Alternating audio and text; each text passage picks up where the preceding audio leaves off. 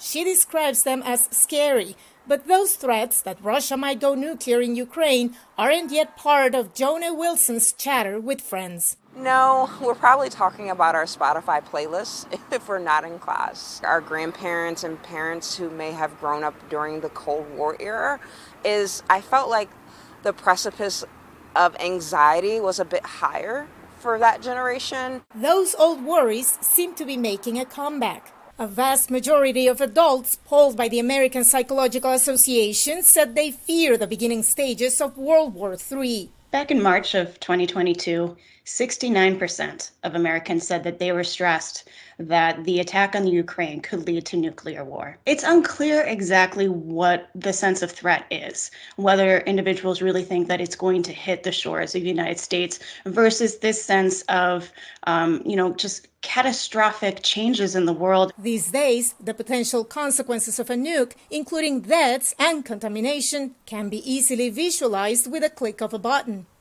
Go online, select a bomb, map the target, and detonate. The traffic in the nuke map has gone up to essentially the highest it's ever been in 10 years. You have a lot of people in the United States and in Europe in particular who are trying to find out what nuclear weapon use might look like. The hypothetical results are worrying, but fears about Russian President Vladimir Putin acting on his nuclear threats are overblown, says William Alberg, an expert on nuclear proliferation. I don't think he would mobilize hundreds of thousands of troops at massive cost to the Russian economy and use nuclear weapons. It would be one or the other. The massive political and economic costs, in addition to military costs that Russia would incur with use, all combined to make any nuclear use scenario by Russia seem very, very remote at this time.